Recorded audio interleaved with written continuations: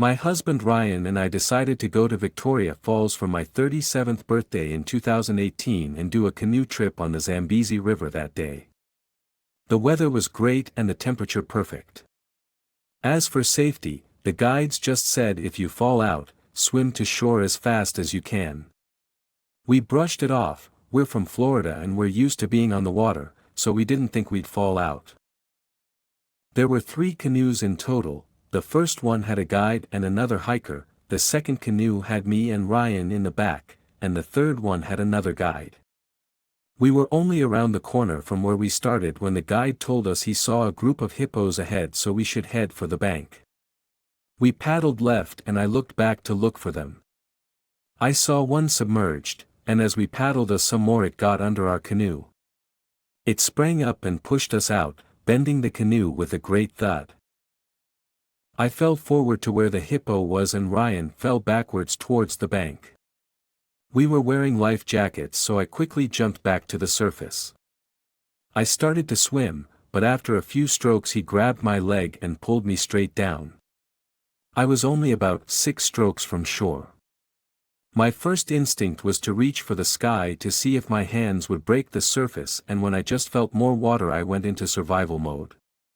Just before I went down, I instinctively took a deep breath and told myself to hold it in and stay calm. As soon as the hippo pulled me down, he started beating me like a toy. I tried to pry his mouth open. I knew I wasn't strong enough for it, but it must have freaked out when I grabbed it, or my stay still made it feel like I was dead, because it then surprisingly let go. Because I was wearing a life jacket, I jumped back to the surface, but I couldn't swim. I couldn't kick my leg and thought I broke my knee. I shouted to everyone on the bank and began stroking my hands before reaching for the leash and was pulled out. I think the entire episode only lasted about 45 seconds, but according to Ryan's account, when he stepped ashore and looked back, he saw nothing. Even though I was being tossed around underwater, there was no movement on the surface, I was just gone. My entire leg was ripped from my pants and the skin on my thigh and knee. I could see my muscle and a piece of it was sitting on my leg. We waited 45 minutes before a helicopter arrived and took us to a local hospital. They prepped me there and then we waited for the emergency flight to take us back to the trauma center in Johannesburg. I had a broken femur and also needed a skin graft. I spent 2 weeks in hospital in Johannesburg before taking a medical flight home to complete the remaining procedures. I've had 21 surgeries to date and I don't know if it's because the nerves were severed, but I've had almost no pain the entire time. I am very determined. I never thought I wouldn't be able to walk again. My husband signed me up for a charity 5K run when I couldn't even walk because he knew I was determined.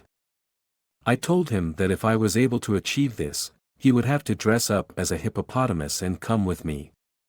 Even though I couldn't run, we participated in 2019. We then signed up for a 10K which we completed in November and are doing a half marathon in January. The attack was so immediate that I couldn't really see the hippo. PTSD didn't haunt me. My struggle was to overcome the muscle loss and walk again. I'm almost there and just finished physical therapy. I know I'll be working on this for the rest of my life, but that's okay. At least I'm still here doing the things I want to do. I just won't be going back to canoeing on the Zambezi.